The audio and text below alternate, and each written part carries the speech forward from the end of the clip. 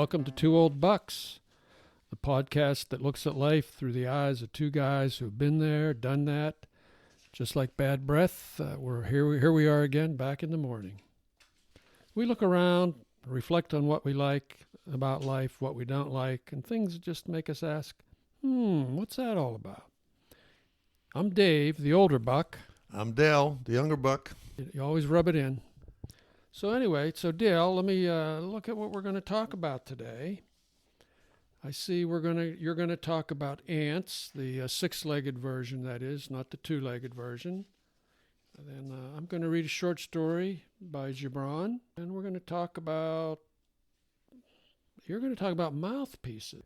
And then we're going to have a little discussion about one of our old high school teachers. And some losing numbers. And as usual, wrap up with loser lotto. That's your specialty here. Yeah, some losing numbers, some losing lotto numbers. Okay. So let's start about ants without the U. I can tell by the way you're looking at me, you're wondering where is this going? Well, yeah, I wonder that a lot, honestly. That's no joke. No, I'll start by I've always been fascinated with ants. They're even biblical. Everybody knows these ants are interesting creatures. But I'll tell you one brief story to kind of set the stage for the ants. At one time, many years ago, I was in a situation where I had no electricity. I had one plate, one knife, one frying pan, and a set of chopsticks. And are you gonna tell us where that was? No, I was some time. I spent some time in Africa, so I was in the bush, and I was out in the bush. So that's why I didn't have those things. But anyhow, it was more than enough to get by. I was quite happy with that. I was surprised how easy you could do that. But one thing I noticed, the water. We had water for a few hours every day, and sometimes I would not wash my dishes. So didn't matter what debris was on the dish, whatever, I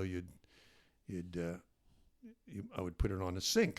I noticed, like the next day, that there didn't seem to be that much debris on the dish. I didn't pay any attention to that. But one time at night, I went out into the kitchen with a candle, and there was like 1 million ants on the dish. And I realized then I could just leave it out. The ants would come in the middle of the night, and they would really clean these things up really nice, and I didn't have much to clean. This is like bachelor pad heaven. Yeah, it was like I didn't fight them. I didn't do anything with them. They just came in the middle of the night. They found their way in. They cleaned the kitchen, the countertop, and the sink and everything, and the dishes really, really well. And I just had a small wiping job to do. I was laying on the floor, which I'm off to do to help straighten my back out. And I'm doing the crossword puzzles and the jumbles and the crypto quizzes and everything. And an ant walks across my puzzle. I'm thinking, got to be a scout. So I smashed him. Oh, jeez. So a few seconds later, his buddy comes by and smashed him. A few seconds later, his buddy comes by. You're not a Buddhist. Right. Okay. And so I'm laying on the floor, and they're walking across this piece of paper. So I'm thinking they must be all over the place. So I start to think to myself, I said, how do they do what they do? What motivates them to go that distance from their home? How do they find their way back? Now, I believe there's some science involved in this. So I'm looking at these ants, and I'm thinking, well, is this guy lost? Is he trying to return home? Is he looking for food? What is his mission? These are all the things that we all ask ourselves when we see an ant. You're right. You know who you're talking to here. I think of things like this, and I'm thinking to myself, what would happen if an experiment was you had an anthill, and I've done this myself. Have you ever seen little ants coming between the cracks in the stones? I have, actually. And Yeah. I feel, you ever kick back the dirt that they dig out there, these little mounds that are around that, very nice, very precise little pebbles. So I push them back and I cover this hole back up. I'm thinking that ought to drive them crazy because some ants are out of the nest and some ants are in the nest. Come back a couple hours later or a day later, or whatever, the hole is open again and they're moving around like nothing happened. So I'm thinking, I wonder what would happen if you had a 20 or 30 foot rope or wire or something dangled down over top of a nest, and you put a little bit of honey, foot up or 10 inches up, and they found it. So now the ants know there's some food there. How high up would they go? How far will an ant go up this wire or rope before it's too far? I mean, he says, I'm up 300 feet. He just keeps climbing until he runs into something. Does he turn around and say, no, there's nothing up here, I'm going to go back down? So I'm really, really fascinated with these ants, and I'm not like mad at them. One time, the ants were out, and I left two, actually it was two apple fritters. I set them down, didn't think anything of it. I figured I'd be back. It wasn't an hour, and they were covered with ants. And I said, now it was just, okay, guys, that's it. So what I did, I took the apple fritters and I put them under the faucet, rinsed them off, shook them, dried them with a paper towel, and ate them. Wait a minute. You ate the apple or you ate the ants? I ate the ants that were still on the apple fritter, but I said to myself, I'm going to eat this thing. I mean, I got the ones off I could get off, but there was just hundreds of them on there, so there was clearly some on there. I said, I'm going to eat this thing. See, that's what I like about your mind. But I actually nobody else is thinking this. No, Trust me on this. I ate it. I just said, I'm going to eat it. I had my coffee and I ate this thing. So I'm thinking, really, they didn't make me sick. I wasn't really worried about that. But I was so fascinated I wasn't going to be defeated by them, but I was so fascinated by these. They're moving around, and I assumed they were more on the floor with me. And then I'm thinking, well, why don't they get on the bed? Why don't they get this way? And then I tried to figure out, this is a classic now, try to figure out how you would get from one place to another if you were an ant. So you could say, I'm going to put some tape on the bottom of the door. Well, he goes up the side of the door. I'm going to put some, you know what I mean? It's like there's no obstacle that these guys can't overcome. They just keep going around it, over it, or somewhere, but they can get into the house, they get on your food. So I thought I would do that. Maybe somebody listening will have said, listen, we've done that experiment, and they'll know that an ant will climb 7,000 feet in the sky to go. It sounds like a potential experiment here. I can tell by the way you're looking at me. It's like, you're crazy, I'm right? stunned. I mean, we talked last episode about how much alike we are. This shows how much alike we are not. Well, okay? but that's why we get along so well, because we're totally different when it comes to eating a sweet bun full of ants as opposed to, not eating it. Anyhow, ants are an amazing creatures. They're not really our enemies. They're cleaners. They do a great job. Now, what about when you see the little donut-shaped anthill out in the yard? That's fire ants. Now, what about... You didn't talk about fire ants. Now, the fire ants, those guys are different. I'm talking about the little tiny red ones. And the big black ants, sometimes I've had them on me too. I don't usually panic with those. I got so covered with them the other day. We were trying to clean something where these are ants are maybe 3 or 4 millimeters long. And I said, well, we shook them off. We did this. And I went back to the house. They were on my hat. They were on my shirt. They were everywhere. But the fire ants now, those guys, they're just nasty, but they don't usually go in the house, you see. They don't usually end up on my sticky buns. Anyhow, the little ants I'm talking about are in your house. And so if anybody has an experiment, we'll give you an email address, and you can tell us just how high they would climb. And that's my story about ants. That would be buckstwoold@gmail.com. buckstwoold@gmail.com. All right. Thank you. Thank you for indulging me on that topic. All right. It's aspirin time here. All right. So changing the pace a little bit, we're moving into the Culture Club segment of the show. And it's my turn again today. I'm going to read a short story by Khalil Gibran. His full name it's too long to pronounce, but it's Gibran, Khalil Gibran, and about 4 other words after that. It's a great name. In America, in the West, he's called Khalil Gibran, but his real name is Khalil Gibran. He's a Lebanese American painter, poet, and a writer. Born in Lebanon in 1883. Moved to Boston here in the USA in 1895, and subsequently moved around between New York, Paris, Lebanon. Died in 1931, died at a young age of 38, a liver cancer, unfortunately, in New York City. Now, he's most famous for The Prophet. That's a book. It was written, he wrote that in English, and it was published in 1923. And it contains 23 poetic essays that reflect on a lot of things: love, happiness, sorrow, wisdom. Amazingly, he is the 3rd best-selling poet in the world, and that's due primarily to the Prophet.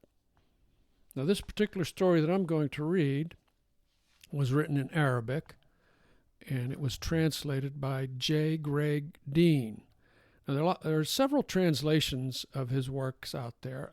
I like this one. It has kind of a little more of a modern tone to it, and it's called The Ambitious Violet. The individual flowers were content to live among the cascading beds of purple violets, accustomed to believe that their joy was increased by living among a myriad of their fellows. With the morning sunrise, one particular violet raised her head, fresh and awake with the covering of dew that had washed the night from her petals. She looked around her, at her crowded neighbors, hemming each other in. She stretched up toward the sun, tall and slender, a towering brilliance that lit up the emerald field around her. The violet opened her petals to look at the blue sky above her and said with a sigh, "What is the point of conquering the night if I survive, only to be fixed in a mausoleum for flowers, to be buried alive? I have only a small place in nature, and I despise my life where I am tied to the soil. I cannot reach the heights of the sky. I cannot even bear the rays of the sun that lights up the roses without wrinkling my blossoms." The violet's neighbors arose. The violet's neighbor, a rose, in an adjacent bed, heard her complaint and began shaking with laughter, then told the violet, "You do not value what you have won by being sheltered among your fellow flowers. You are unaware of the value of the grace with which you are blessed. Do not lose the gift that nature has bestowed upon you in these happy circumstances. You have soured your thoughts as if in vinegar, and your mind is warped by evil wishes because you have witnessed some new wonder that has divided you against yourself. You must be aware that your nature is not formed with wings. To ask for more than you are only decreases the blessings that you have." The violet replied, "You roses are enhanced by keeping baser flowers close to you. When you are immersed in a field of inferior blooms, your superiority stands out all the more, and your exaltation is made all the more secure. Your sermon commands that the hearts of the unhappy be happy. A command as cruel as any given by the cruelest despot to the weak and powerless." Nature overheard the dispute between the violet and the rose.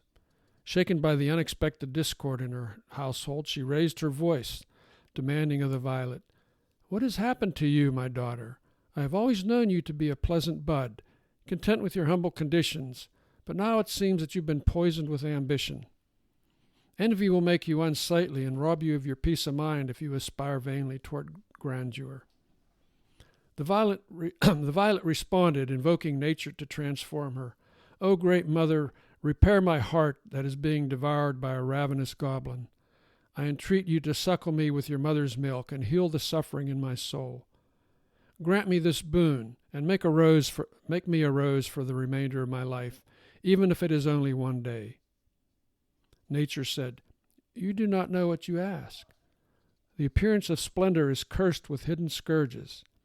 You will regret being exalted when you realize too late the sacrifice you make for the sake of your foolish fancy." But the violet replied, "If I metamorphose into a rose, I will gain much in stature. Whatever I lose in this transformation will be worth achieving my ambitions and satisfying my desires." "Nature," she said, "rebellious fool, I grant you your wish, but whatever complaints you have, keep them to yourself." Mother Nature stretched out her enchanting fingers to touch the roots of the violet and turned her into a rose that shot up above the masses of purple flowers around her, on which she could now look down. But on that very day, storm clouds gathered in the sky, and lightning flashed brilliant and menacing through the darkness. Peals of thunder clapped between the sliding clouds that veiled the approach of the hurricane. The storm made war upon the gardens and the orchards, marshaling its brigades of wind and rain. The elements broke away. They broke branches, boughs, even the twigs of flowers. The water did not fall in small droplets, but surged down, uprooting even the saxifrages that expected to be safe in their rocks and the plants that hid beneath them. None who had grown in the garden could remember similar devastation from any storm through which they had lived. The storm clouds poured torrents through the mist that scattered the flowers. None were preserved save the violets that harbored in the protection of the garden wall. When the storm had passed, a young bud raised her head and saw the other violets among the havoc done to the trees and the flowers in the garden. She smiled delightedly when she saw that they were unharmed, and called to her friends, saying, "It is a wonder that the storm wreaks so much destruction, but it has not ripped the life from us, humble blooms that we are." Another violet said, "We hold fast to the earth because we recognize the wrath of the storms and their violent moods." A third boasted, "Though we are despised, hurricanes cannot destroy us." The flower's queen looked lovingly down on the part of the garden where her subject violets grew, the bed which had transfigured the rose the day before. But now she was uprooted and torn and battered, lying in the dust. Some of its foliage was scattered among the weeds by the wind. She was as near death as if she had been shot by a hidden enemy through the heart with an arrow. The queen of the violets raised herself to the full extent of her diminutive height, revealing her graceful bearing that had survived the tempest, and called her companions, telling them, "See how the hopes of the foolish violet have been dashed. She was overwhelmed by ambition, so that she changed for an hour into a snow-white rose. She achieved her zenith briefly, but is now cast down into the abyss. Learn from the disappointment your friend has suffered." But the rose's spirit still lingered nearby. She gathered her remaining strength to utter in a gasping voice to the neighbors, "Because you think you act in the name of God, you despise the madness of those who do not cower from storms and hurricanes. Yesterday I was like you, of the opinion that I must shield myself close to the verdure on the surface of the earth. I believed I must accept more adequacy, that my nature was an insurmountable barrier separating me from both the tempests of life and the fulfillment of desires that make life worth living. Until yesterday, I believed that the comfort and tranquility that I found in the refuge of mediocrity were better than death. I was ready to live among my peers, bound to the loamy earth, cringing from the winter snows, and I meekly suffered. I silently submitted to the dictates of my tribe. I was to die and become part of the eternal void without ever knowing the secrets of existence or escape the maddening oppression that ruled my life as a violet bowed down toward the surface of the earth. But I could not endure such asceticism. I could not deny my ambition, for I was driven to rise above my innate nature. In the silence of the night, I heard the call from above, and I knew that I was not beginning a game. Tomorrow I may know more of the purpose of being beyond mere existence. By rebelling against myself, I have become familiar with feelings buried deep within. I was able to understand because of the longing that forced me to strip away the restraints preventing me from thrilling in a short-lived ecstasy that had appeared impossible to know.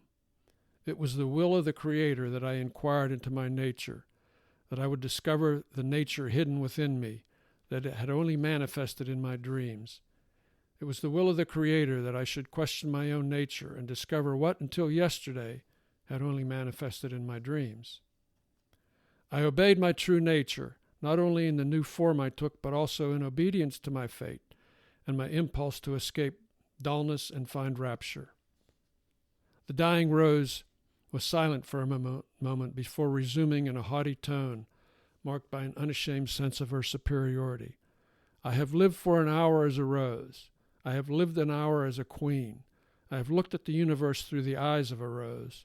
I have heard the whisperings of souls in the ether, souls who only whisper into the ears of roses. I have felt the touch of light leaves that girdle the rose. Is it just to condemn me as evil because I succeeded in my ambition? She bowed her stem and sighed to herself. I am dying now. I die, but I am not dying as a violet. I die, and that is the extent of my existence, the end to which I was born, a burden that weighs on every life. Yet death is the essence that manifests in every cycle of night and day. The rose's petals fell away, and she breathed out her last gasp. Yet there was a hint of the smile on her remains, as if she still savored her victory over the nature God had breathed into her at birth. That's a super story. That is really interesting. When did he pass away? I think it was 1931. So he wrote this way back then. Yeah, I mean, he was a young guy. He died at like 48. Yeah. And his audience was what? Lebanon? Middle East? Well, he became more popular actually after he moved to the West and really hit the big time with The Prophet. It's a great book. I have a couple copies of it. It's called The Prophet. The Prophet, yeah. He was kind of criticized. The critics, the Western critics, were kind of tough on him. He said he was kind of soapy and blah blah blah. But the book has stood the test of time. And although this is not part of The Prophet, it's I really like this story. Because I like the way it examines ambition, the pro and con of ambition. I mean, we know blind ambition that can have a negative effect, and we saw maybe some blind ambition in the story. It can be hurtful to you or other people.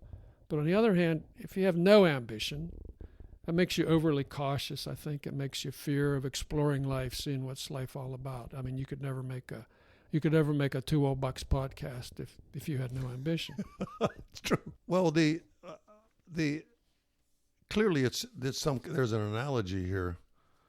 Yeah, there's really some analogy of ambition. But what made you even pick this up? I mean, what? Well, I bought the book 1,000 years ago, and it was just a story that stood out at me. It's jumped out at me because again, it was all about deciding who you wanted to be, and what ambitions you wanted, what goals you had. But doesn't it sound to me like the Vadet was really quite okay where she was, and yet she risks becoming. Well, the other violets were okay. That was the difference. Is she wanted more of a challenge in life. She was kind of the mountain climber of the violets. She wanted to taste more of the earth. She wanted to take a risk. She wanted to taste life more fully, I think. She just wanted to experience the world on her own terms. So you would say that she was happy with the fact that she was a rose for only an hour. Yeah, I think that's pretty clear. And then she also, she had some haughtiness to her. So, okay, that's there. But when I walk away from the story, what stays with me is challenging yourself, stepping out of your comfort zone, experience life, exploring life. I would say you've done that. I would say you've done that. So was it worth it for the Violet, do you think? Well, again, I think she was, she was happy. She was happy in the end. So she got to experience life as a rose.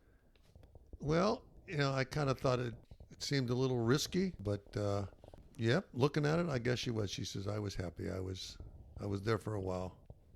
Of course, that's the way life is when you get old too. Like I was once a baseball player. There you go. And he was a good one too, folks. Yeah, we played on the same only ball for team. Only for a while. We played on. He was like our star pitcher, the big hitter. Better to have played for a couple of games and never to have played at all. I was the first baseman with poor eye-hand coordination. I kind of never batted higher than 7th in the lineup. Well, there you go. See, you were always going to be a first baseman, and I at least got a chance to play the other 3 positions in the infield. But you were always. Plus, I was left-handed, so that's why that kind of limited my throw from short, I guess. Hey, listen. Speaking of sports, seriously, folks, this is a really, really nice story. In fact, I would recommend anybody who has a chance to read that. It's good food for thought. I've reread it several times. Speaking of sports, you were talking earlier about mouthpieces and. Oh yeah. Well, you watch college ball, don't you? I mean, college football. I do. I don't see it quite as much in the pros. But the college guys, apparently, when I played some little football, we didn't have any teeth protectors. We didn't even have face masks. What am I talking about? But do you ever notice they usually show the quarterback? He's the one who's doing the calling and making the noise. I don't see it too much with the other players who don't speak. But the amount of time that he takes that rubber teeth guard out of his mouth, sticks it in his helmet, handles it, fingers it, puts it back in his mouth. And I'm thinking to myself, man, I wonder just how much handling that thing gets. And then many times they have a habit of licking their fingers, the quarterbacks, before they throw the ball. You ever see them do that? I have seen that, yeah. And I said to myself, want to get a better grip. Yeah, or whatever the reason is for that. So they've touched a football that's been on the ground. Right. And then they pull out their mouth guard. Pull out the mouth guard, stick it in the helmet, and stick it back in their mouth. And so I said, man, those days you'd think those guys would come down with all manner of illnesses, but somehow maybe they develop an immunity to that. But anyhow, why I was fixated on that, I don't know. What made me even think of that? But my mind, I mean, Yeah, I'm still trying to figure it out. You've never been able to figure out where I come well, up with listen, this stuff. since we're talking about the old days, we don't want to bore people too much about our special stories, but and we have a lot of them. We were talking about teachers the other day, and I just like to talk for a few minutes about one of the teachers that we had. In high school. In high school, okay. And that was, do you remember Mrs. Van Kirk? I do remember her vaguely. She was a very old lady. She could have been 40. She was very old. When I say that, when I think of that, we're much older now than she was then. But maybe how old do you think she was? She looked like, thinking back, I mean, I thought she was old. She was probably in her 50s. Yeah, or late 50s. But she taught Latin. She taught Latin. Yeah, what important class did she teach? She taught Latin, and back then they told us you needed 2 years of language if you wanted to get in college. Latin. So we had a choice. We had Latin or French. Yeah. Okay, so French, you couldn't take French until the next year. And I thought, I just want to get this over with. Yeah. So I signed up for French. I mean... Well, I mean, Latin is obviously more in important. France. They speak a lot of French in France. Just but anyhow, you're saying Mrs. Van Kirk. So I remember she was just a wonderful old lady. Again, she wasn't that old. Was she married? She was. That's why she was Mrs. Van Kirk. She was still. Here's a little trivia. I worked with her grandson, and I didn't realize it for a while. And I said to him one day, I said, "Hey, you've got the same name as one of my teachers." He said, "That's my grandmother." I'll be done. So we swapped some nice stories. And one of the stories that I told him, I'll tell right now. This was when we were the U.S. space program was in its infancy. And this was going to be the first capsule launch. And it was going to be a suborbital flight. It was only going to take 15 minutes. The astronaut was going to get shot. I think it was John Glenn. I think it was John Glenn. Was it Glenn or Shepard? I'm pretty sure that's who that was. Pretty sure it was? Okay. So anyway, so she brought a radio into Latin class that day because she thought we should hear this live. And so for 20 minutes or so Latin class, she played the radio broadcast of it. And after it, she started talking about it, and she teared up. And she said, I was born when the Wright brothers were still on the ground. And now I've lived to see us enter the fringes of space. I thought it just always stuck with me. Looking back, at the time I didn't take any of that too seriously because, we were under duress. We had to be in school. It was required by law and so on and so forth. We had to take the class. Apparently, I took the class a little more seriously than you did.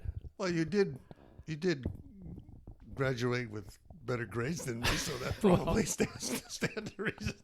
Well, we won't get. But I mean, looking back now, you think about she did try to show something that was an interesting experience. But I don't remember too much about Latin class. Well, here's what I remember about you in Latin class. Okay, here's what I remember about you. Okay. So we were reading this story about Appius Claudius. Appius Claudius. All right, and every time you read, you called him Appius Capulus. Appius Capulus. And she would stop you and she'd say, "No, Dale, it's Appius Claudius." I say, "Okay." Well, Appius Capulus was walking. So that's pretty much what I remember about you. Who was all in that class with us? You were there. I mean, you went to. Was that not where they put people who were just like incorrigible and was some of the usual suspects in that class? I think we had pretty much the usual, like Johnny. The class that small, Danny. You were going to see the same of a lot of the people. Okay. Yeah. Okay. But anyway, that's just a little flashback here to Mrs. Van Kirk. So all you listeners hats who off. had to take Latin, you can now jog your memory and think back and think of the crew that was in there with you. I honestly don't remember. I remember you being in there. That's you were like kind of my hero, I guess, at the time. I don't know. I think maybe we should just test, maybe right? maybe it's time to move along to Loser Lotto. Oh, Loser Lotto. Hey, if you folks have been following our podcast, Loser Lotto is a system of picking numbers in your lotto ticket that when you hold up the ticket, the little black marks tend to look like Lose Lotto, and we did have a case where when you try to spell lose, L-O-S-E, the S does not come out really, really clear, so you're short about one number to make it a proper S, but somebody didn't follow the instructions, and of course they won some money on that number.